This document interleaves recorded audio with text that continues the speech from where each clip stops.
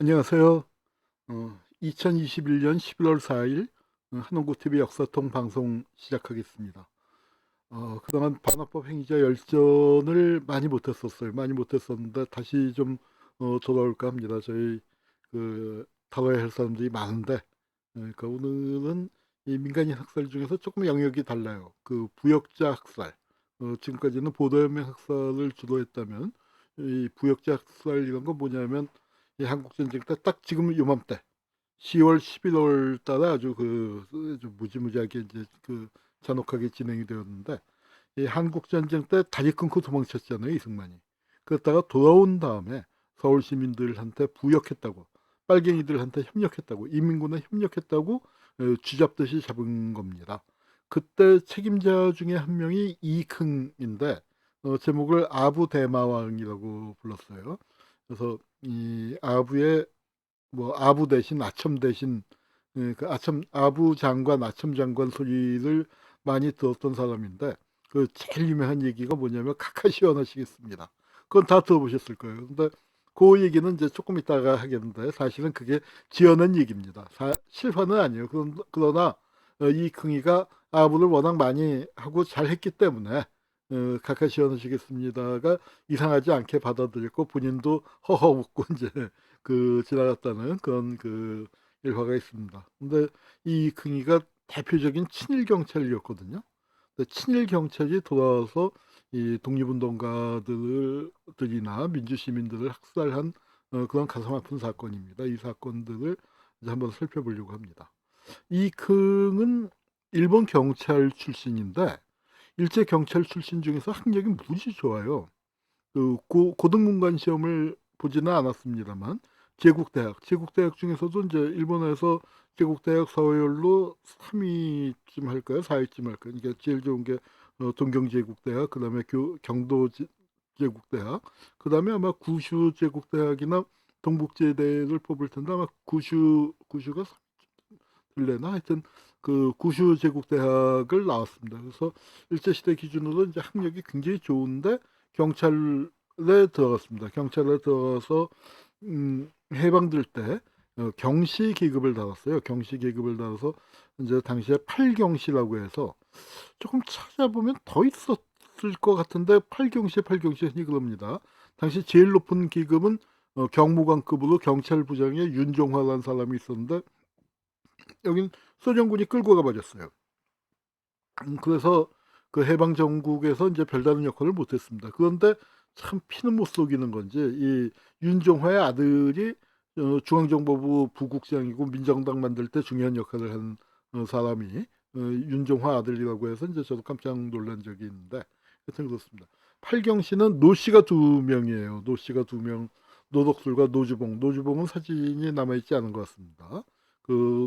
그거고, 그다음에 윤우경이라고 이제 오늘도 나올 겁니다. 이흥의 뒤를 이어서 치안국장도 지낸 인물인데, 그 윤우경이가 있었고 이흥이가 있고, 최경진이라고 여기는 이제 납북됐죠. 근데 그 해방 직후에 경무부 차장, 그러니까 경찰청 부처 차장을 지낸 인물이고요. 최연 이런 사람이 있습니다. 최연은 수도경찰서 사찰과장도 지내고 이제, 그런데 뭘로 유명하냐면 조국 광복회 사건을 담당한, 그래서 저 해산서에 있을 때, 함경도 경찰부에 있을 때 이 조국 광복회의 국내 조직인 민족해방동맹을 쳐서 거기 책임자였던 박달을 체포한 인물이에요. 그리고 전봉덕은 우리가 이 유튜브에서 한번 다뤘죠. 참 매우 부지런하고 성실했던 노력파 수재. 어, 그런데 그 좋은 재주를 이제 친일에 썼었던 그 사람이 전봉덕입니다. 그런데 요 중에서 여기 이제 사진에 6명 사진이 나와 있는데, 그 중에서 4명이 있다 보시면 아시겠지만 헌병으로 도망을 갔었던, 이근과 함께 헌병으로 도망간 인물이 4명이네요. 그래서 해방 직후에 이제 경시급들이 다 등용이 됐습니다. 해방이 돼서 와 하고 만세를 불렀지만, 이게 일장기가 내려가고 태극기가 올라간 게 아니라 성조기가 올라갔단 말이에요. 그래서 미국 사람이 들어와서, 이 얘기는 제가 뭐 반민특위 얘기를 할 때나 국회 부삭질 사건 얘기할 때 많이 했었기 때문에 오늘은 간단히 넘어가겠습니다. 이 친일파들을 그냥 등용을 했죠. 그래서 이제 경찰의 수뇌부를 구성을 한 사람들을 보면은 여기 맨 왼쪽이 조병옥 경무부장입니다. 두 번째가 장택상 서울경찰청 그 당시엔 수도경찰청장이라고 했어요. 그러니까 지금으로 치면 서울경찰청장이었고 그다음에 최능진 경무국 경무부 수사국장이었습니다. 그리고 이흥은 서울경찰청 차장으로 있었던 인물이죠. 네, 이렇게 조병옥, 장택상, 최능진, 이흥 이 중에서 직접 친일을 했던 사람은 그 이흥밖에 없어요. 이 수뇌부들 아주 상층부인 조병옥이나 장택상은 친일파 아닙니다. 최능진은 독립운동을 했던 분이고요. 그러나 이제 이흥부터 그리고 이흥 아래로 노덕수지, 전봉덕이, 최운하 뭐 이런 사람들이 이제 친일파였던 거죠. 그래서 친일 경찰들이 발호를 하게 되는데 이제 그 흥미있는 거는 그 이 분기점이 되는 게 그 저 대구 10월 항쟁, 경상북도 지역을 중심으로 벌어진 10월 항쟁에서 친일 경찰들이 많이 살해당했어요. 그래서 이 최능진이 내어서 이제 성을 보고 야 이게 경찰 내에 친일파가 상당히 심각하게 많이 있고 여기에 대해서 민심이 좋지 않기 때문에 우리 경찰을 개혁해야 한다라고 주장을 하다가 최능진이가 쫓겨났죠. 최능진이가 쫓겨나고 이제 그런 상태에서 그러니까 미국이 이 친일 경찰들의 손을 들어주는 셈입니다. 왜냐하면은 그러면서 그 유명한 얘기 프로젝 친일파다라고 했더니 조병옥이가 나서서 뭐라고 얘기했냐면 프로잽이 아니라 프로잡 자기 직분에 충실했던 사람들이다 하고 이제 보호를 해줬는데 그냥 보호해준 게 아니고 그 이 10월 항쟁 때 어떤 일이 있었냐면 여기 이제 김동순이라는 그 경찰이 사람들 고문을 많이 했었나 봐요 대구 쪽에서. 그래서 이 사람이 이제 기소가 됐는데 유죄 판결이 대법원에서 유죄 판결이 나니까 이 이익흥을 비롯한 그 청내 각 과장하고 시내 경찰서장들이 대법원장을 찾아가서 항의를 한 겁니다. 그래서 이 그것도 그 8개월 징역과 3년 집행유예. 집행유예면 그냥 풀려난 거 아닙니까 사실은. 그런데 그것도 집행유예도 안 된다 하고 그러니까 무죄를 달라 하고 이제 항의를 하는 그런 일이 벌어졌어요. 대법원에서는 이제 월권이라고 그 받아들여지진 않았지만 고문경관들이 아 이렇게 세가 센가 하고 이제 사람들이 충격을 먹었고 그런 속에서 이 친일 문제를 정식으로 처리하는 건 정부가 수립돼야 가능하지 않겠느냐 이제 생각을 하게 됐고 정부가 수립되고 반민특위가 만들어집니다. 반민특위가 만들어져서 제일 먼저 대상이 된 게 바로 친일 경찰들이거든요. 그래서 이제 경찰들이 표적이 되니까 이 경찰에 있었던 친일파들이 엄마 뜨거라 이제 한단 말이에요. 그래서 어떻게 됐냐면 아까 그 잠깐 얘기를 했지만 전봉덕이가 제일 빨리 움직였던 것 같고 전봉덕의 뒤를 이어서 홍순봉이, 이익흥이, 윤우경이 노덕수지는 다른 사건 때문에 잡혀가 있었기 때문에 좀 늦게 갔고 그다음에 김정채, 백원교도 경시로 있었나 그래요. 그래서 뭐 이런 인물들이 경찰에 있다가 이 반민특위의 표적이 될 것 같으니까 몸을 어디로 숨기냐면 헌병으로 숨깁니다. 그래서 헌병으로 숨기게 되는데 백원교는 좀 늦게 그래서 그 헌병에 좀 늦게 갔다가 되기도 해요. 반민특위에 이제 체포가 되기도 하는데 하여튼 이런 사람들이 그러니까 헌병으로 몸을 피신을 해요. 그래서 이제 그 피신을 한 그 받아준 사람이 누구냐면 최병덕이가 이제 그 친일파들을 그러니까 이 많이 받아들였어요. 최병덕도 일본군 장교 출신인데 최병덕은 해방 뭐 지금은 이제 친일파라는 얘기를 많이 합니다만 해방 당시 기준으로는 좀 평이 그렇게 나쁘지는 않았었던 것 같아요. 그러니까 여기 부평 병기창에 그 장교로 있었고 거기에 보전 학생들이 나와서 징용을 나와서 일을 했는데 뭐 학생들하고 비교적 잘 지냈던 것 같아요. 그래서 평이 그렇게 나쁜 것 같지는 않았습니다만 그리고 최병덕을 이제 참모총장으로 임명한 이유는 정치적이지 않다. 그런데 아유 뭐 저 참모총장이 되더니 최고의 정치적인 군인이 돼버렸죠. 그래서 이제 이 최병덕이가 백범 암살이라든가 국회 포악지 사건 같은 그런 굵직굵직한 사건의 배후로 이름이 많이 나오는데, 그런 사건을 할 때 그러니까 일으키게 되는 이제 기반으로 이 친일 경찰들을 헌병으로 받아들이는 작업. 또 재밌는 거는 헌병을 했던 사람들은 또 경찰로 많이 가요. 대표적인 게 신상묵이라든가 저 누굽니까 박정표, 김주 4월 혁명 당시에 김주열을 죽인 박정표 같은 사람은 그 경찰로 가고, 이제 이렇게 돼서 이 이익흥을 포함해서 많은 사람들이, 그러니까 아마 경시급으로 있었던 사람 또는 경시 밑에 경부로 있었던 사람들이 헌병으로 가서 뭐 중령이나 이제 소령으로, 아마 경찰 기급을 다 찾아 먹었다고 보기는 좀 어렵습니다만, 그러니까 이 바로 대령으로 가지는 못했습니다만 중령급으로 영관급 장교로 이제 변신을 합니다. 이제 그런 상태에서 헌병이 이제 많이 포진을 하고 있는 상태에서 어떤 일이 벌어졌냐면, 이제 전쟁이 터지니까, 전쟁이 터진 다음에 이승만이 한강다리를 폭파하고 갔죠.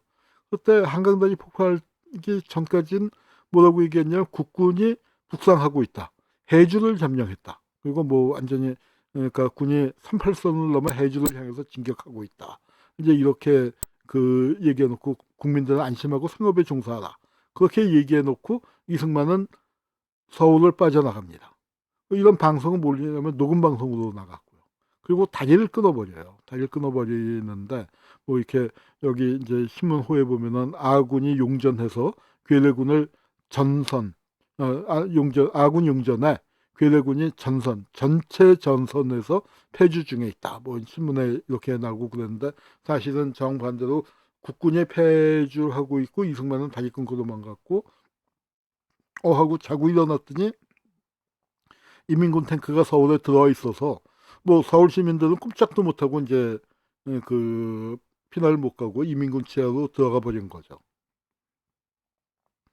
근데 이제 그때 이익흥이는 헌병 부사령관으로 있었어요. 근데 그러니까 이게 지금 기록에 정확하게 남아 있지는 않은데, 헌병 부사령관이었으면 당연히 헌병이 움직여서 이 그러니까 이 형무소에서의 어떤 민간인 학살, 형무소의 재소자들을 학살하는 작업이 헌병대장 송유찬 등이 움직이면서 헌병 조직이 움직였거든요. 그래서 CIC와 헌병과 그다음에 일반 군인들도 17사단 같은데 일반 군인들도 그 참가한 것으로 그렇게 되어 있습니다만, 이흥이가 구체적으로 이때 어떤 역할을 했는지는 밝혀져 있지 않아요. 그러나 직책상 그 대전 형무소를 비롯한 주요 형무소에서의 민간인 학살에 깊이 관여하지 않았을까, 그 명령체계의 한 부분이지 않았을까 의심을 하는데, 자료가 밝혀지지 않아서 이제 뭐라고 얘기하기는 참 힘듭니다. 근데 이흥이가 본격적으로 이제 역할을 하게 되는 건 9.28 서울 수복이 있고 난 다음에, 헌병 부사령관이었던 이흥이 어디에 임명되냐면은 그 저 서울시경국장에 임명이 돼요.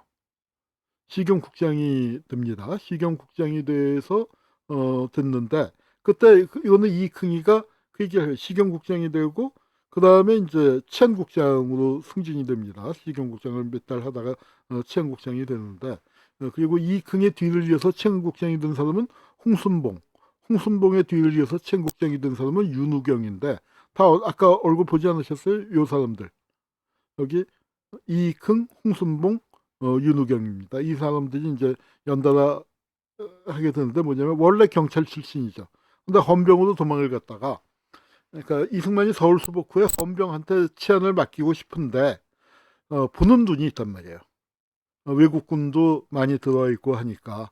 그래서 이제 뭐냐면은 서울이 완전히 치안이 회복되고 민간이 다스리고 있다 하는 것처럼, 이 헌병으로 도망갔던 친일파들을 다시 옷을 벗겨서 경찰 신분을 만들어서 이제 시경국장이고 치안국장이고 임명을 시키는 겁니다. 그래서 이흥이가 시경국장으로 왔다가 뭐 몇 달 안 지나서 치안국장이 되고, 그 뒤를 이어서는 이승만이 다른 정치적인 사건을 이제 만들 때 김태선 이익흥 콤비가 필요하니까 그 이익흥이를 차출해서 서울시 부시장으로 데리고 갑니다.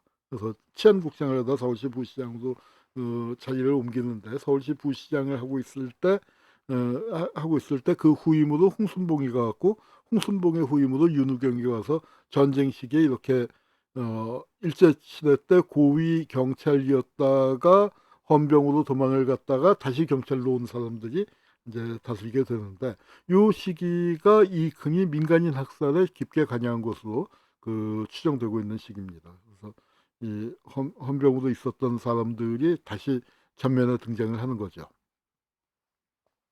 그리고 노덕술 같은 사람도, 그러니까 그때 이제 그러니까 노덕수는 헌병 중에서 범죄수사단 그쪽으로 가서 합동수사본부에서 이제 그 서울 지역 책임자로 또 일했고요. 그래서 이제 이 이승만이 한강 다리를 끊고 도망을 갔는데 서울로 돌아왔단 말이에요. 그랬더니 이제 국회의장이었던 해공 신익희하고 그다음에 국회 부의장이었던 죽산 조봉암이 이승만을 찾아가서 뭐라고 얘기했냐면은 서울에 들어가면은 서울 시민들에게 사과해야 하지 않겠소. 사과를 권유했습니다. 그랬더니 이승만이 흥 하더니 내가 당 덕종이야? 당나라 덕종이 뭘 했냐면 안록산에 난 일어나고 해서 이제 하여튼 백성들이 굉장히 곤경을 치렀을 때 난을 평정하고 난 다음에 백성들 앞에 나와서 사과를 했어요. 지임이 덕이 없어서 여러분이 여러 백성들이 고생을 했다, 미안하다 하는 식으로 사과를 했는데 내가 당독종이냐 사과하게 하고 이제 했어요. 그리고 이승만은 뭘 했냐면은 요 밑에 사진, 위에 사진이 당독종의 추상하고 아래 사진이 최창식이라고 젊은 헌병감이었습니다. 한강다리 폭파 책임자인데 서울로 들어오기 전에 이 사람을 사형시켰어요. 그러니까 최창식은 명령을 받아서 어쩔 수 없이 이제 뭐 어찌나 급하게 그 명령을 내리는지 이제 하여튼 한강다리를 폭파시켰는데 그 최창식을 제물로 삼은 거죠. 사실 서울에 들어오려면은 왜 우리 말에 과천서부터 기어온다 하는 말이 있거든요. 서울에 들어올 때. 그런데 과천서부터 기어오지도 못하고 그리고 노량진 나와서는 정말 석고대지하고 용산 한강을 건너서 용산으로 들어와야 하는데 그게 아니고 오히려 아주 기세등등하게 이놈의 새끼들 왜 피난 안 갔어? 피난 안 가 너희 놈들이 다 빨갱이야. 이제 이렇게 되는 거예요. 그래서 다리 끊고 돌아온 사람들이 부역자 커벌이 아니라 처벌입니다. 어마어마하게 부역자를 처벌했는데 여기 이제 기록에 보면 전국에서 부역자 검거 수가 5만 5천 명이다 하고 나오는데 이게 5만 5천 명으로 끝나도 기가 막힐 텐데 55만 명이에요. 55만 명. 서울 시민이 120만이었는데 뭐 서울 시민만 있었던 건 아니지만 그러니까 서울 시민의 거의 절반에 육박하는 사람들이 규모가 부역자로 처벌을 받는 겁니다. 이 부역자 처벌을 할 만큼 이제 대한민국의 영토가 인민군에게 점령됐었던 시기는 전부 따지면은 석 달이죠. 석 달간 적치하에 들어갔는데 석 달 동안 부역한 걸로 5만 5천 명을 처벌한다면은 일제 36년 동안에 부역한 사람은 얼마나 처벌해야죠? 근데 참 반민특위 위야무야 깨지면서 한 55명이나 처벌했을까요? 네. 그런데 그때 처벌을 면한 부역자들, 이익헌 같은 사람 사실 친일파로서 악행을 저지른 걸 생각한다면은 마땅히 반민특위에서 처벌받았어야 할, 청산되었어야 할 그런 인물인데 그런 사람이 치안 책임자가 돼서 이 부역자들을 처벌해버리는 어이없는 일이 벌어졌습니다. 그래서 이때 이제 신문에 보면은 여기 이긍시경 국장이 경고 담화를 발표했는데 그 담화문에 나오는 얘기예요. 잠복해 있는 적구, 붉은 개들을 적발하는 게 긴급하다. 정실과 관용과 누락이 절대로 있을 수 없다. 공비와 그 주구를 무자비하게 소탕하자. 왕성한 적개심으로. 야, 친일파를 이렇게 소탕했어야 하는데 예, 이 친일파들이 살아남아서 이렇게 판을 다시 짠 겁니다. 우리 이민간인 학살 이 반어법 행위자 열전 다룰 때 여기 왼쪽에 사진 있는 한경록이라는 사람 다룬 적 있죠. 그러니까 경상북도에서는 보도연맹 학살, 그리고 재소자 학살, 그리고 경기 도경국장을 할 때는 부역자 처벌, 전남 도경국장을 할 때는 빨치산 토벌. 그래서 민간인 학살의 사이클 히트 친 그런 사람이라고 할 수 있는데 뭐 한경록도 대표적인 친일 경찰입니다. 한경록이 경기도경 국장, 이흥이 서울시경 국장을 하면서 이 경기도와 서울 이론의 이 부역자들을 엄청나게 처벌했죠. 이건 뭐 거의 학살 수준이었습니다. 그리고 그때 이제 처벌하는 기구로서 뭐가 있었냐면은 이 합동수사본부는 굉장히 중요한 기구인데 이거는 우리가 왜 기억을 해야 하냐면은 12.26 사건이 나고 전두환이가 12.12 쿠데타로 집권을 했잖아요. 근데 12.12 쿠데타를 할 때 전두환의 직함이 우리 흔히 보안사령관이라고 알고 있지만 합동수사본부장입니다. 합동수사본부는 계엄령 하에서 군, 검, 경을 다 휘어잡아요. 전두환이는 중앙정보부까지 휘어잡았죠. 근데 이때는 김창룡이가 이제 중심이 돼서 이 권력을 잡고 김창룡 밑에 이제 군 쪽에서 노덕솔리도 그 밑에 있었고 오제도도 그 밑에 있었고 이흥이도 경찰로서 이제 그 밑에 들어갔는데 재미있는 거는 이흥하고 김창룡이는 크게 부딪히지 않았지만 이 노덕솔이 나중에 구속됩니다. 오제도는 수배돼요. 근데 용케 이제 도망을 잘 가갖고 미군 부대에 숨어 있었어요. 미군 부대에 숨어 있다가 김창룡 죽은 다음에 이제 하여튼 밖에 나서 다시 검찰로 복직이 되고 그러는데 합동수사본부가 이때도 굉장히 셌습니다. 그래서 이제 합동수사본부에서 부역자를 처벌하는 그 작업을 했고요. 이 긍이는 이제 경찰로 시경국장과 치안국장으로 있으면서 이 부역자 처벌에 깊게 관여를 했던 겁니다.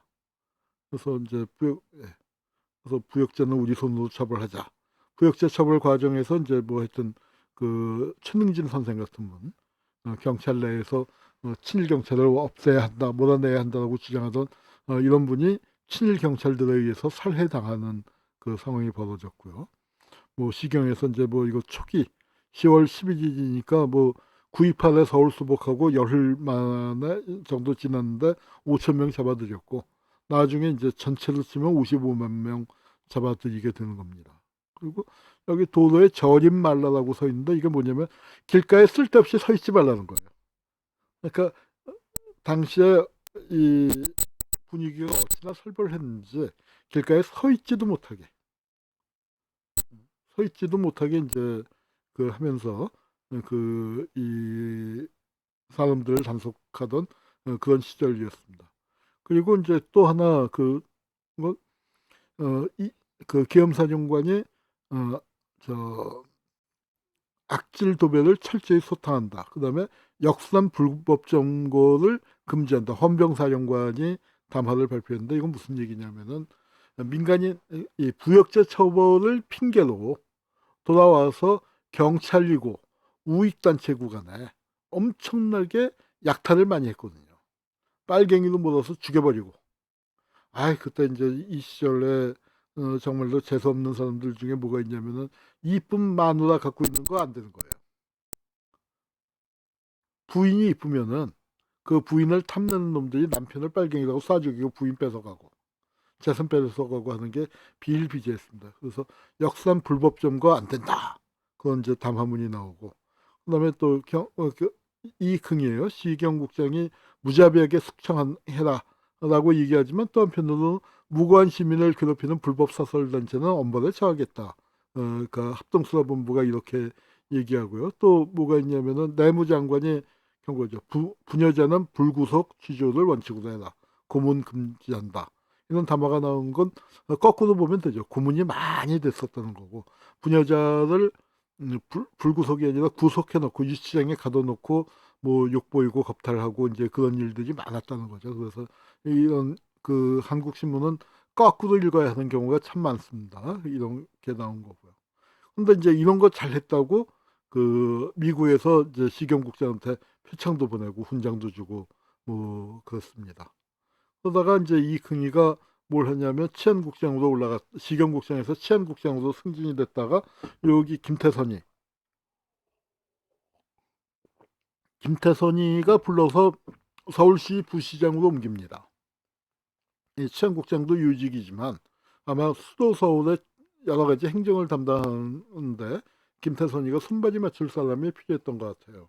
그래서 이 김태선은 누구냐면 이흥보다 훨씬 앞서서 서울시경국장을 지냈고 치안국장도 지내고 서울시장도 있었는데 이제 전쟁으로 파괴된 수도 서울을 복원하는 책임자도 있었는데 뭐 그 일을 잘하기 위해서만 부른 게 아니었던 것 같아요. 이흥이를 불러들인 이유는 뭐냐면 이 김태선이가 잠시 내무장관으로 갑니다. 내무장관으로 가는 거는 그 전에 내무장관이었던 철기 이범석 장군, 국무총리도 지냈고 광복군도 있었고 민족청년단이라는 큰 정치 세력을 갖고 있었는데 이승만뿐만 아니라 미국이 이 이범석 장군을 굉장히 경계했어요. 민족주의자라고. 그리고 미국에서는 민족주의를 한국에서는 좋은 뜻으로 쓰지만 미국에서는 민족주의하면 굉장히 나쁜 부정적인 의미가 강합니다. 히틀러 같은 사람이 대표적인 민족주의자예요. 그래서 이제 파시스트다 그렇게 하면서 이제 그 이범석을 몰아내는데 그때 김태선이가 서울시장을 하다가 그 가서 내무장관을 한 달 조금 더 넘게 내무장관을 하다가 다시 서울시장으로 돌아옵니다. 그때 서울시를 지킨 게 이흥이죠. 그래서 시장 권한대행이 돼서 그래서 김태선하고 이제 콤비를 이뤘는데 김태선이는 뭘로 악명이 높았냐? 반민특위를 깬 실제 현장 지휘관이 김태선. 아니, 현장은 아니죠. 현장은 아니지만 현장에는 중부사장 윤기병이가 나갔고 윤기병의 상부에 있었던 지휘관 반민특위를 깨는 그 작업을 실제로 지휘했던 사람이 김태선입니다. 그래서 이제 그 밑에 친일경찰 이흥이가 또 짝짝꿍에서 손발을 맞췄던 거고요. 이 이흥이는 이제 그러고 서울시 부시장을 하다가 경기도지사로 나가요. 경기도지사로 나가서 이제 룰루랄라를 하는데 경기도청이 지금은 수원에 있지만 이게 제가 국민학교 한 5학년, 6학년 정도까지 아니야 더 빨랐나? 어디 있었냐면은 그 지금 서울역사박물관하고 그 광화문 사이에 서울역사박물관보다 이제 한 블럭 그 옆에 건물이 있었습니다. 지금은 이제 거기가 뭐 공터 비슷하게 뭐 그러니까 녹지 비슷하게 돼 있습니다만 거기에 이제 빨간 벽돌 건물이 있었는데 경기도가 그 도청이 거기 있었어요. 그러니까 바로 중앙청 앞에서 이제 출퇴근을 하면서 경기도 일을 본 셈인데 이때 경기도지사로 있으면서 뭘로 악명이 높냐 하면 그 밑에 그저 이흥 밑에 사진이 장경근입니다. 장경근은 일제시대 동경제대를 나온 판사 출신이에요. 그런데 이흥의 뒤를 이어서 내무장관이 되는 사람인데 이흥 장경근이가 짝짝꿍을 잘했어요. 그러면서 이 4.4.5.입 개헌 한 표 차이로 135.3333으로 부결이 됐는데 그걸 아냐? 그 135.3333이 의사 정족수니까 실제로 130 그거보다 많이 136표가 나와야 이제 헌법안이 통과되는 걸로 그렇게 사람들이 다 계산을 했었는데 하필이면 135표가 나왔단 말이에요.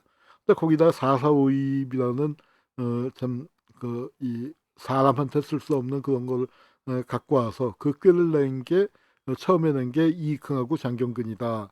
그런 거예요. 이승만한테 얘기를 하고 그다음에 여기 유명한 수학자였던 최인식 선생을 끌어들여 갖고 최인식 선생은 못 모르고 그 4.4.5일 뭐 하는 게 맞다라고 얘기해 줬다가 이제 하여튼 그 명예 실추당했는데 그런 몹쓸 꾀를 낸 게 이흥입니다. 근데 이제 이흥이를 그렇게 하면서 그 뭘 시켜줬냐면은 이제 56년 대통령 선거를 치르게 되는데 56년 대통령 선거에서 그러니까 대통령 후보는 신익희가 나왔다가 죽었고 대신 그 조봉암 후보가 어떤 정권 교체 여망이 조봉암 후보한테 쏠리면서 예상 밖의 선전을 해서 그때 나온 얘기가 조봉암이 투표에서 이기고 개표에서 졌다. 근데 그건 그 많이 나왔는데 투표에서 이기고 개표에서 졌다는 그 많이 나올 정도의 접전을 벌였었습니다. 이제 그리고 부통령 선거에서는 자유당의 이기붕이 낙선하고 민주당의 장면이 당선이 됐죠. 이제 그건 그렇게 됐는데 그 선거를 치르는 과정에서 이승만이 무슨 얘기를 했냐면은 그 신익희하고 장면을 갖다가 신익희하고 장면이 친공에다가 친일이다. 용공 친일이다. 친일 용공이다. 그렇게 비판을 했어요. 신익희는 평생 독립운동을 한 분 아닙니까? 그런데 왜 신익희를 그 친일이라고 비판을 했냐면은 신익희가 자기가 집권하면은 일본과의 관계를 저렇게 나쁘게만 놔둘 수는 없다. 우리가 일본하고 풀어야 할 과제가 많지만 그걸 무조건 반일로만 가서는 안 되고 적극적으로 그 문제를 해결하겠다. 그래서 한일 회담도 하고 한일 관계를 개선하겠다라고 얘기했더니 이제 친일파로 보는 거예요. 그리고 이제 뭐 장면이나 그 조봉암 저 신익희가 이승만보다 이제 조금 덜 반공적인 정책 그리고 공산당과도 협상하고 남북 간에도 협상하겠다 했더니 용공이다 하고 이제 몰아붙였거든요. 이건 이승만이가 먼저 시작했습니다. 그런데 그 선거에서 이제 그 이승만이 뭐 식겁했다고나 할까요? 그러니까 부통령은 뺏겼고 대통령제지 심각하게 위협을 당했습니다. 그 당시에 이제 지방선거를 해야 하는데 그 선거를 앞두고 누굴 임명했냐면 그 이흥희를 내무장관에다가 선거 담당 주무장관으로 이흥희를 그 임명하는 겁니다. 그리고 치안국장에다가 저 김종원이를 임명 그 했어요. 이제 그래서 예. 이흥을 내무장관에 김정은을 치안국장에 임명했습니다. 그래서 이제 사람들이 이 인사에 깜짝 놀랐죠. 왜냐하면은 이승만 정권 하에서 친일파들이 많이 등용이 됐지만 그래도 내무장관을 시키진 않았었단 말이에요. 근데 이흥이는 대표적인 친일 경찰서장까지 지내 일제시대 때 조선 사람으로 경찰서장까지 지낸 대표적인 친일파인데 내무장관은 안 치니까. 예컨대 군인 같은 경우는 훈련받은 사람이 뭐 일본군 출신들밖에 없었고 또 일본군 출신들은 또 군과 경찰은 당시에 사람들이 좀 달리 생각했던 것 같아요. 근데 이제 이 내무장관의 핵심 친일파가 앉게 되니까 사람들이 아악하고 입이 벌어졌고 그 다음에 경찰국장, 치안국장에는 김정원이가 아주 그 김정은지도 일본군 출신이죠. 근데 민간인 학살로도 유명하고 그다음에 온갖 횡포를 다 저지른 김정은이가 치안국장이 되니까 야 이거는 살벌하구나. 이제 그렇게들 그 국민들이 생각을 한 겁니다. 그래서 이제 그 이익흥이를 내세워서 이익흥이야말로 이제 친일파인데 이익흥이가 민주당을 친일파라고 비판을 하는 웃지 못할 일들이 벌어졌죠. 그리고 또 뭐가 있었냐면 이제 민주당이 그 이 데모를 그 가도에서 데모를 하는데 거기 이제 이 장관 이흥이 현장에서 진도지휘를 하면서 김선태라는 이제 민주당 그 의원이 있어요. 굉장히 그 당시에 의정 활동을 활발히 한 분인데 김선태를 보면서 저놈이 김선태다. 김선태 놈을 잡아라 하고 소리치니까 저 치안국장 이게 김정원입니다. 뒤에 있는 김정원하고 또 다른 경찰 간부가 와서 이 김선태 의원을 국회의원을 이제 경찰 폴리스라고 돼 있는 집차에다가 강제로 세우는 거예요. 그래서 난투가 최고조에 달했고 호련히 나타난 이 내무장관 이흥이가 이제 지시해서 그러니까 의원을 이제 강제 연행하는 거죠. 그러니까 국회에서 가만히 있겠습니까? 국회에서 이제 난리가 나고 그러니까 이흥이를 그러니까 비난의 표적이 됐고 불신임 결의안이 제출됐습니다. 그때 이흥의 그 내무장관의 불신임 제안 이흥을 그 불신임 제안을 한 사람이 유명한 사람이에요. 여기 유지태가 있는데 어때요? 왼쪽 오른쪽으로 보면 어때요? 유지태의 할아버지 할머니예요. 근데 양쪽 다 유지태는 보면은 할머니하고 보면 할머니하고 닮았고 할아버지하고 보면 할아버지하고 닮았죠. 그러니까 이 두 분 얼굴을 골고루 갖고 있습니다. 이 유지태 의원이 이게 유지태 의원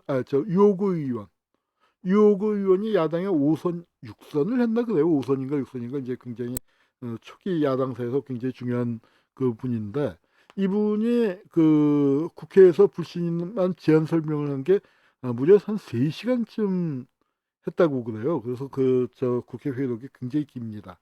근데 이제 거기서 아주 재밌는 그 얘기를 했죠. 뭘 얘기했냐면 여기 이제 이흥이가 죽었을 때 신문 기사에 그 이승만 대통령이 방구를 꾸자 각하 시원하겠습니다라고 말한 것으로 알려져 화제가 되기도 했다. 이제 그런데 그러니까 이건 그 사실은 이게 신문에 났지만 당시 어느 야당 의원이 자신을 궁지로 몰기 위해 퍼뜨린 낭설이라고 해명했다 했는데 실은 이 유호구 의원이 좀 반농담으로 얘기를 했다고 본인도 시인을 했습니다. 각하 시원하시겠습니다는 너무너무 많이 알려진 얘기죠. 각하 시원하시겠습니다. 그래서 신문에서 이익흥을 얘기할 때는 당시 신문에서 다 사실로 믿어서 아부장관, 아첨장관 했어요. 그렇게 얘기를 했는데 이 얘기가 이제 퍼져나간 것. 요 말은 사실이 아니었지만 요구 의원이 개인적으로는 이익흥하고 친한 사이였대요. 뭐 술 먹고 농담도 잘하고 이제 그러니까 그 이익흥을 그렇게 놀려 먹은 건데 요구 의원도 장난 삼아서 한마디 했는데 그 말이 그렇게 널리 퍼져서 자기도 당황했다. 자기도 이제 당황했다. 그렇게 요구 의원도 인정을 했습니다. 그래서 각하 시원하시겠습니다는 지어낸 말이지만 그 말이 왜 나왔고 그리고 사람들이 왜 그 말을 진짜라고 믿었느냐. 이익흥이가 그 비슷한 짓들을 많이 각하 시원하시겠습니다는 안 했지만 뭘 했냐면 이게 남한산성에 남한산성에서 경치 제일 좋은 데다가 뭘 했냐면 이승만 박사의 송수탑, 이승만이 80세 생일을 맞았을 때 이 큰 탑을 세운 거예요. 이승만은 남한산성하고는 아무 연고가 없습니다. 다만 경기도 내에서 그 당시에 이제 이승희가 경기도지사였는데 경기도 내에서 제일 경치가 좋은 곳 또 사람들이 많이 오는 곳에다가 탑을 세웠고 그다음에 여기 지금 복정리죠. 복정동 성남시 복정동에서부터 남한산성 정상으로 올라가는 길을 닦았어요. 지금 이제 포장이 잘 돼 있습니다만 그 길을 이승희가 경기도지사를 하면서 닦았는데 그 길 이름이 우남로예요. 이승만의 혼을 따서. 그러니까 이제 아첨을 세게 한 거죠. 이렇게 세게 했기 때문에 이승희는 그러고도 남을 놈이다. 실제로 각하 시원하시겠습니다라고 얘기한 걸 이제 얘기한 적이 없는데 유호가 광나루에 갔더니 거기 그 사람들이 이승만이 낚시를 왔을 때 이승희가 따라다니다가 각하 시원하시겠습니다라고 이제 말했다. 이제 그렇게 이제 퍼져나간 겁니다. 그래서 그렇고요. 근데 이 이승희가 한 짓 중에서 이제 정말로 흉악한 짓이 뭐냐면은 우리가 민간인 학살과 함께 이승을 반헌법 행위자로 선정할 때 뭘 했냐면 장면 부통령 저격 사건이에요. 민주당이 이제 2차 전당대회를 56년 9월 28일 날 열었습니다. 그러니까 요 사건은 7월 28일이에요. 신문은 29일째 신문이고 7월 28일인데 두 달 뒤에 민주당이 전당대회를 열었는데 거기서 뭘 했냐면 장면 부통령을 쏜 거예요. 왜냐하면 부통령이란 자기가 헌법에 권한이 없습니다. 아무 권한이 없는데 딱 하나 아주 중요한 게 뭐냐면은 대통령 유고시에 대통령직을 승계하는 권한이 있어요. 그래서 이제 장면 부통령은 이승만 정권 하에서 박대를 받았죠. 어떤 식으로 박대를 받았냐면 정부에서 행사를 하잖아요. 부통령이니까 행정부 2인자 아닙니까? 그러니까 국가의전 서열로 치면은 대통령, 국회의장, 대법원장, 그 다음에 부통령이란 말이에요. 그런데 부통령 의자가 없어요. 탄상에 부통령이 앉을 자리도 안 만들어 놓고 하여튼 별의별 이제 이상한 짓들을 했는데 그걸로 끝났으면 그런가 보다 하겠는데 쏴 죽이려고 그랬습니다. 왜냐하면 그 당시에 이승만 대통령이 56년도에 우리 나이로 82살, 1875년생이었단 말이에요. 82살인데 지금도 82살이면 많은 나이지만 지금부터 60여 년, 70년 전에는 어마어마하게 많은 나이였어요. 그러니까 하하호호 놀다가 나 잘난다 하고 들어가서 아침에 안 일어나도 이상할 거 하나도 없는 나이예요. 근데 대통령이 갑자기 세상을 뜨게 되면은 정권이 부통령한테 그대로 고스란히 통째로 넘어가잖아요. 그러니까 자유당 정권에서 불안했습니다. 이승만이 겉보기에는 건강해 보이지만 언제 고령의 대통령한테 무슨 일이 생길지 모른다. 어떻게 하느냐. 그래서 이기붕을 당선시켜야 하는데 56년 선거에서 낙선했어요. 그러니까 할 수 없다. 장면을 죽여버리자. 하고 이제 장면을 죽이는 계획을 세우고 실제로 권총을 쐈습니다. 벨사이드에서 장면이 총에 맞았어요. 근데 그 뭐 다행이라고 할까요? 왼손에 맞았죠. 왼손에 맞았고 웃긴 건 뭐냐면은 이 범인이 권총에 4발이 있었는데 이게 치안국장 김종원입니다.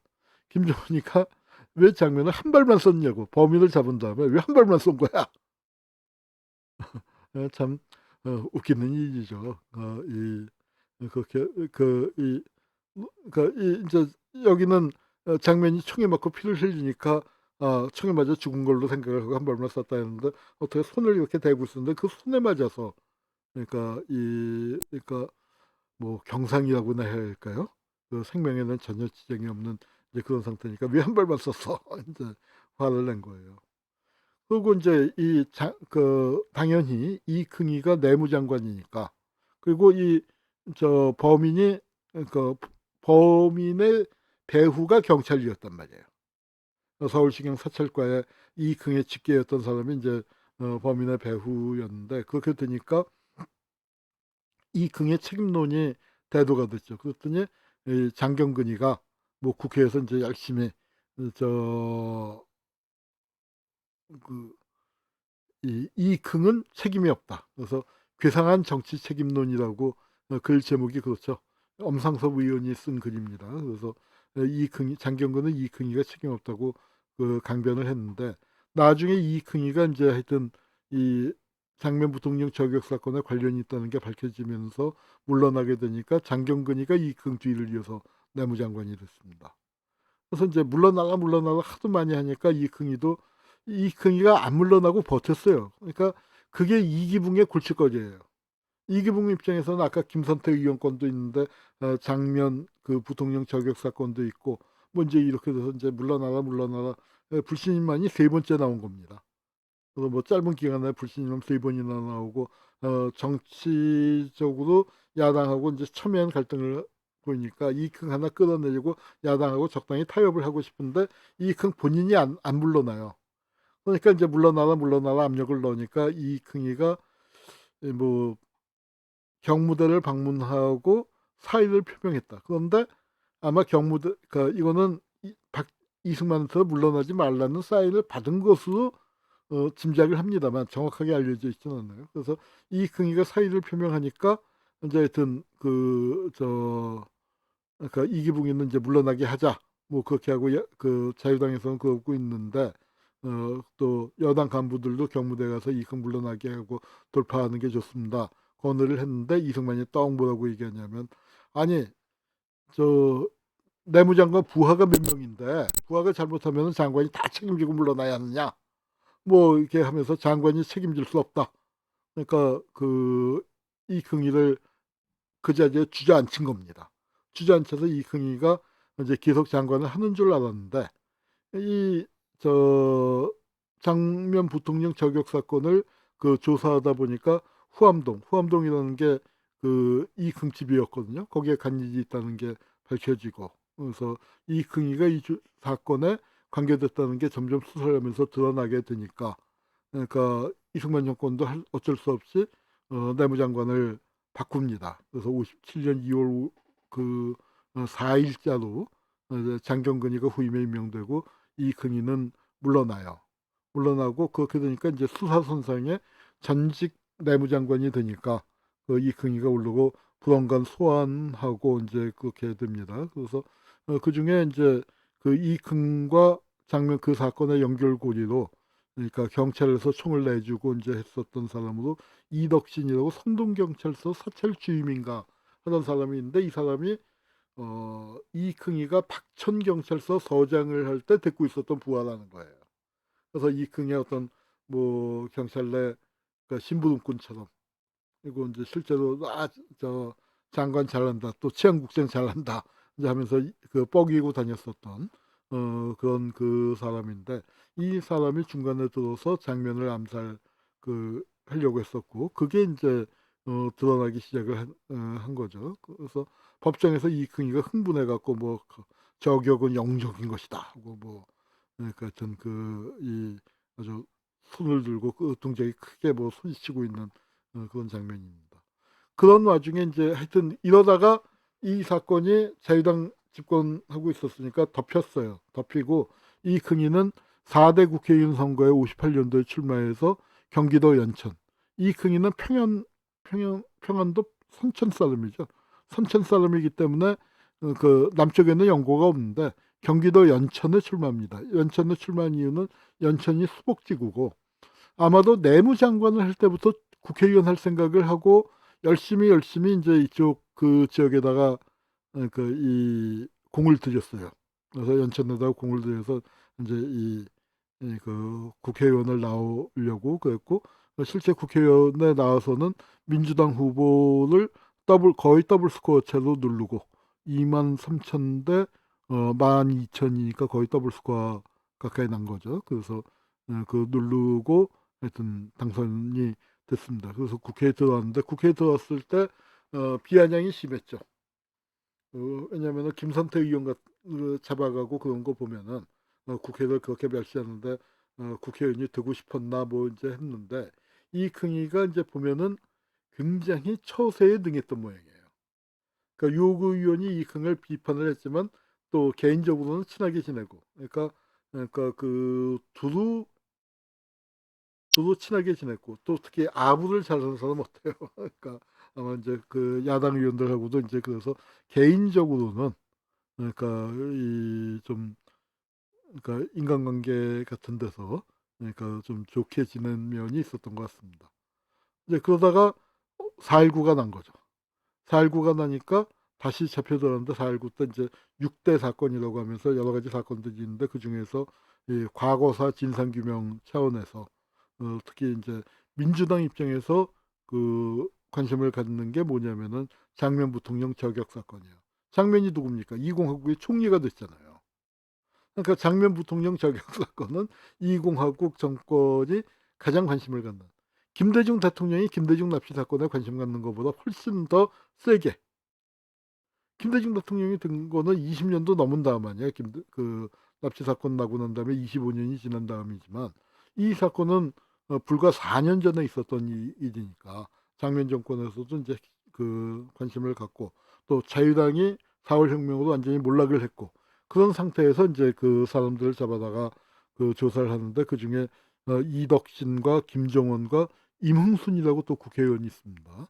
뭐 이제 이런 사람들인데 뭐 재판 받는 거를 이제 신문에서 배우들은 연기한다라고 이제 아주 그 강하게 비판했고 그 이 임흥순이는 좀 느물느물하게 하여튼 그 여기 이제 이흥희는 또 말재주를 피면서 요지조지 빠져나가면서 또 이제 그 대머리를 자꾸 쓰다듬었다 이제 하는 거고 임흥순이는 내가 온갖 돈도 있어 지위도 있어 뭐 이미 누릴 거 다 누리고 있는데 뭐가 부족해서 장면을 죽이려고 했겠느냐 뭐 여기 이제 느물느물하게 또 그렇게 하고 또 김정은이는 또 그게 아니야 하고 이봐 재판장 하면서 또 기가 살아서 이렇게 떠들고 이제 그러고 있었습니다.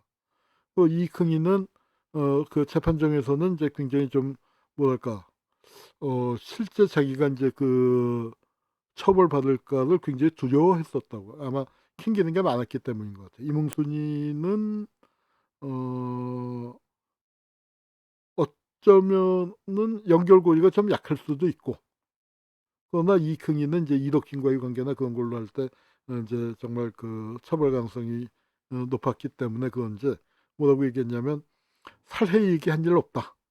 예 살인 사건으로 재판을 받고 있으니까. 다만 "공산당으로 몰자고 했을 뿐이다." 근데 인제 실제로 공산당으로 몰지는 않고 살인으로 갔으니까 이거는 뭐 얘기해 봤자 처벌받지는 않겠죠. 그래서 아주 그 꾀를 내 갖고 인제 그렇게 얘기했던 것 같습니다. 그런데 이 사건을 그 이 60년 10월 8일 날 6대 사건 판결이 났는데 깜짝 놀랄 정도로 지나치게 관대한 판결이 나버린 거예요. 웬만한 사람들이 다 무죄가 났어요. 발포 사건에 홍진기, 조인구, 곽영주. 곽영주는 나중에 사형당했잖아요. 홍진기도 죽을 뻔했는데 뭐 사람들이 학벌이 좋은 홍진기는 살고 학벌이 없는 곽영주는 죽었다 인제 그런 얘기가 있을 정도로 이 대표적인 원흉들이었고 장 부통령 저격 사건, 저격 배후 사건도 전원 무죄가 난 거예요. 이흥희, 임흥순이, 김정원이 다 무죄가 나니까 예상 외의 판결에 피고들도 놀랐다. 모두 만족한 듯이 미소를 지었고 가족들은 박수치며 만세를 불렀다. 이제 그러니까 판결에 그 이제 불만을 가진 대모대가 나오고 그래서 이제 판결을 내린 장준택 판사는 이제 피신하고 뭐 이제 그런 상황이 벌어졌습니다. 이게 그러니까 그 저 4.19 부상자들의 국회 점령 사건으로까지 이어집니다. 이 10월 8일 판결이 아주 유명한 원흉들을 다 풀어준 판결이었죠. 그래서 이제 그런데 그런 상황 속에서 이 긍이는 실제로 병이 나서 보석을 받았어요. 보석을 받았는데 또 이 보석으로 나온 건 12월 3일인데 12월 15일 날 12일 뒤에 위독하다 기사가 나와서 개복 수술도 받고 뭐 특발성 괴조라는 병으로 이제 수술도 받았고 위독한 거 보니까 이제 실제로 아프긴 아팠었던 모양이에요. 근데 이제 무슨 문제가 있었냐면은 장경근이 이 긍의 뒤를 이어서 내무장관을 했었던 장경근이가 이 병 보석을 해서 서울대병원에 있다가 도망을 갔거든요, 일본으로. 일본으로 망명을 하는 일이 벌어졌습니다. 그러니까 이제 이 긍에 대해서도 이 긍도 밀항을 한다. 뭐 그런 정보가 있어서 대학병원의 경비를 대폭 강화했고 또 이제 특검에서는 야, 재수감해야 한다. 뭐 그런 요구가 이제 있고 그렇습니다. 그런 상태에서 이제 2심이 진행됐는데 2심에서는 1심 판결을 완전히 번복해서 이뭉순하고 이긍한테는 무기징역이 적용됐습니다. 살인미수죄가 적용됐고 김정원이나 다른 사람은 징역 15년을 받았고 그래서 무기징역이면 상당히 무서운 거죠. 그랬더니 신문 만평이 뭐라고 나왔냐면 시원하다 못해 선을 하시겠습니다. 하시겠습니다를 이제 빗대어 갖고 국민들 입장에서는 시원한 거고 속 시원한 거고 그러니까 무기징역 받은 당사자들은 아주 간담이 선을 하겠습니다. 이제 그런 거고 그래서 이제 이게 61년 7월 그러니까 5.16이 나고 난 직후에 이 형이 확정이 됩니다. 그러나 이 긍이는 이제 얼마 살지 않고 다 뭐 특사로 해서 이제 무기징역이 확정됐지만 뭐 몇 차례의 감형을 걸쳐서 일찍 풀려납니다. 풀려나서는 뭘 했냐면은 자유당 재건운동에는 참여를 안 했어요. 자유당 출신들이 공화당으로 간 사람 또 신민당에도 이제 온 사람들이 꽤 있었는데 이 긍이는 정치판에 다시 나오진 않고 이 원효 여객이라는 버스 회사를 차렸습니다. 버스 회사를 차렸는데 원효 여객이 70년대는 아마 91번이었던 것 같고 70년대 말 80년대에는 59번, 60번 평창동 가는 거예요. 자양동에서 평창동 뭐 저 건대 쪽 중곡동에서 이제 평창동 가고 자양동에서 평창동 가고 이제 하는 버스인데 저도 많이 탔습니다. 예, 뭐 제가 다니는 데서 저희 집이 광화문이었고 뭐 하여튼 제가 다니는 코스 쪽에 이 버스가 지나가기 때문에 저도 많이 탔었던 버스인데 그러니까 이 버스가 이제 그때는 몰랐죠 이긍이를. 근데 이긍이가 하던 버스였습니다. 이제 이렇게 하고 가다가 하여튼 이긍이는 술을 누리고 죽었고 그리고 이긍의 아들이 다시 경찰이 됐었던 것 같아요. 이제 그렇게 됐습니다. 근데 하여튼 이긍의 이 삶을 우리가 이제 돌아봤습니다만, 그러니까 총체적으로 얘기한다면 이 친일파로서 그러니까 살아남아서 반민특위를 피해서 헌병으로 도망을 갔고 전쟁이 터지니까 헌병에서 다시 경찰로 와서 부역자 처벌을 굉장히 세게 했고 재소자 학살에 대해서 증거가 없지만 직위상으로 볼 때는 이제 깊게 관여한 게 틀림없을 것 같고요. 이제 그리고 민간인 학살 부역자 처벌에서 이제 상당히 중요한 역할을 수행을 했습니다. 그리고 그다음에 내무장관이 돼서 이승만의 정적이었던 장면 부통령을 총으로 쏴 죽이려고 하는 그런 이제 악행을 저질렀습니다. 그러면서 그런 악행을 저지르고 또 한편으로는 각하 시원하시겠습니다는 비록 가짜였지만 그러나 그러니까 이 뭐 송수탑을 세운다든지 다른 데서 보면은 아부를 굉장히 잘했다 하는 얘기를 듣고 있고 4.19가 나면서 잡혀 들어갔지만 또 5.16이 나면서 형식적으로는 무기징역을 그 5.16 정권이 그 5.16 나고 난 다음에 확정을 시켰지만 얼마 안 가서 풀어져서 천수를 누리다가 죽었습니다. 그래서 뭐 무기징역을 선고받긴 했지만 징역을 별로 안 받았으니까 그 처벌을 제대로 받았다고 할 수 없는 이제 그런 그 상태였고, 자유당 정권에서 여러 악행을 저지른 사람 중에서도 대표적인 인물, 그리고 친일파가 살아남았다 하지만 친일 경찰이 내무장관이 된 좀 기가 막힌 케이스의 주인공이었습니다. 이런 사람을 처벌하지 못하고 민간인 학살에 칼자루를 쥐어주게 된 게 한국 현대사의 불행이었다 하겠습니다. 예, 오늘 그 준비한 내용은 여기까지고 딱 1시간이 조금 안 되게 한 것 같습니다. 그래서 오늘은 우리 홍희 형님의 늘 1시간 안에 어떻게 맞춰보자라고 이제 얘기를 하는데 1시간 안에 맞췄고요. 우리 여러분들 그 늘 부탁드립니다. 반환법 행위자 열전 편찬 사업 그 후원을 부탁드립니다. 후원해 주신 분들 그러니까 제가 쓴 책 한 권씩 사인해서 보내드리도록 하겠습니다. 오늘 방송은 여기서 마치겠습니다. 감사합니다.